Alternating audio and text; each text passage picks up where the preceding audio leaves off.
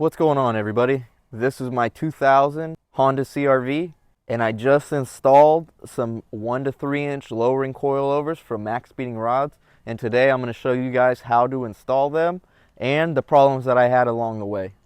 Before we get into it, let's take a look at the stock height. I took this video on the first day I picked up the car, and I actually had these installed on the same day. Let's take a look at what comes in our box. First, we have an instructional booklet and some stickers. Here's what the rear coilover looks like. These look pretty good. I really like the blue color. Too bad you can't see that on the actual car. They have a dust cover on the shock itself. These are some good looking coilovers we got here, and they actually have adjustable dampeners on top there. It also comes with 2 wrenches to adjust these coilovers. Here's a look at the rear coilover. The only real difference between the rear and the front is the way that it mounts. According to the instruction manual, these coilovers already have the preload set. There's going to be a jack point on each side of the car behind the front wheel well. My original plan was to do one side and then film the other side more in depth, but it ended up getting dark. We have a really nice rainbow here across the top of the shop that my girlfriend made me stop what I was doing to go look at. At this point I had one out and ready to put the new one in here. The original coilovers that were on here were pretty worn out already. It was about time to replace them anyways. My buddy Kyle showed up to help me get this done a little bit faster. He started getting the rears going while I was finishing up installing the front coilover in, throwing the tire back on, and moving over to the rear. From here it was getting dark, so like I said earlier, I was going to go in depth on the other side, but we're just going to go back over that at the end. So on the stock preloads that they had set, it almost looked like the front didn't drop at all, and it almost had a positive camber like it was lifted. The rear looked fine, but I noticed there was something wrong with the front, and it did not look right at all. We left the rears at the preload they were set at and just screwed them all the way up, but for the front it didn't work out like that. To get these coilovers to actually drop down like they were supposed to, we had to break that preload. I watched some other videos and seen some other guys talking about it. So you completely loosen the preload and get it to sit all the way to the bottom. From more research and digging on YouTube, I found out that we need to get different top hats that are spacers so that we can adjust the preload out all the way down and then put these spacers in and then tighten the preload back up.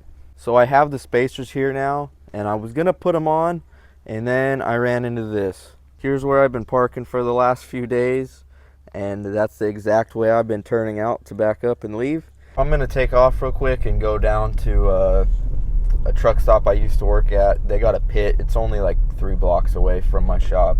But I've been driving with these coilovers on for looks like 300 miles, and so far so good. Even though I got it on there kind of sketchy right now to get the maximum drop possible, that's why we got them spacers now.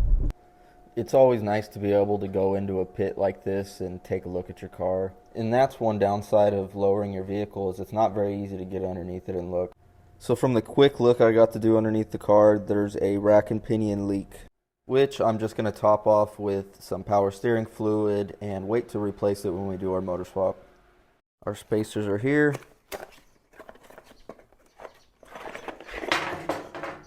Comes with some new bushings. There will be a link in the description to purchase these spacers through my Amazon affiliates account. You're gonna need them if you're doing this kit. Alright, let's get these off and put our spacers on.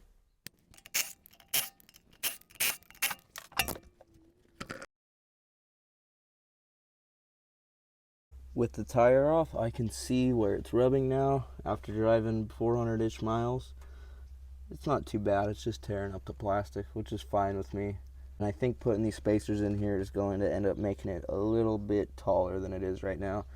That's what I was talking about, of you had to max the preload all the way out to the bottom. It's been running like that fine. It's kind of loose, not too bad though.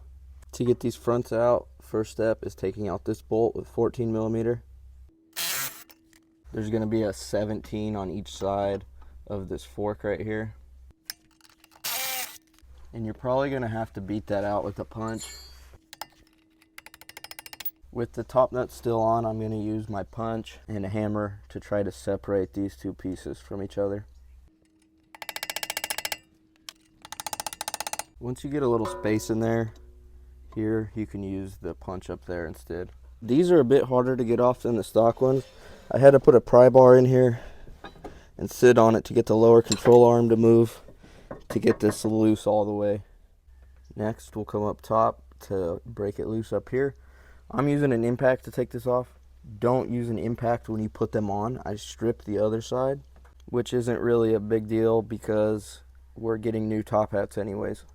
You also have to remove this nut that goes here.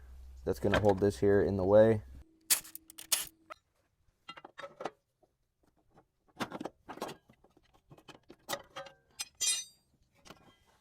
To get the max drop, these have to be spun all the way down, and what you have is all this play right here.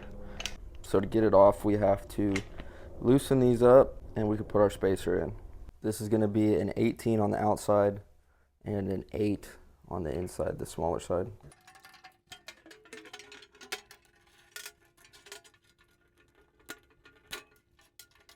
Once you get it pulled off, you're going to need to take everything off of this, all the rubbers. This base rubber that was on here and these bushings that go on each side are going to come off. We're going to use these old bushings and put them into the new top hats.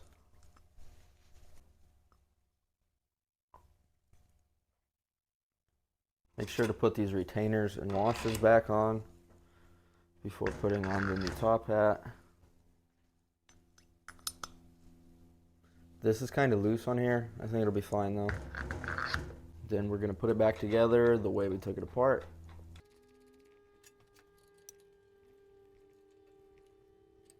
I also just noticed there's a little tiny Allen key in there to get these on and off easier. When I pulled it off, it just slid off the first time.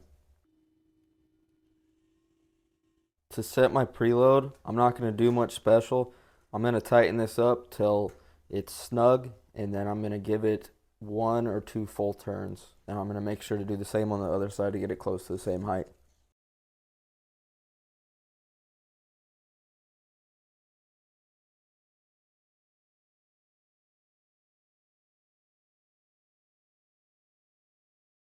Most important part about putting these back in is hiding this Made in China sign. I'm going to make sure I put it in there like that.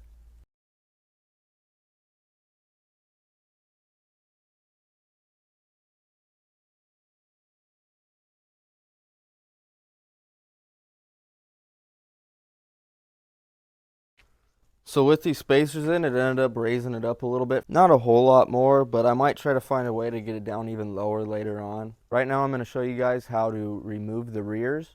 I'm not going to take them completely off. I'm just going to show you a quick rundown of how to get them off.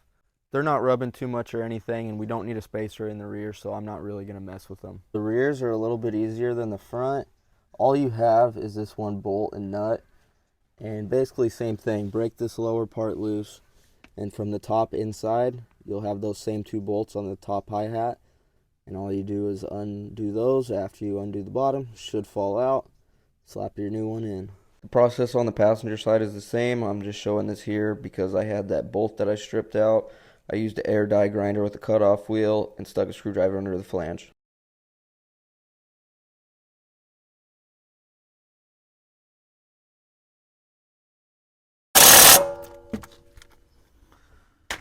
And we barely finished before dark. Overall, I think max speeding rods makes a good budget coilover. They ride really good, and I haven't even really messed with the dampener adjustment.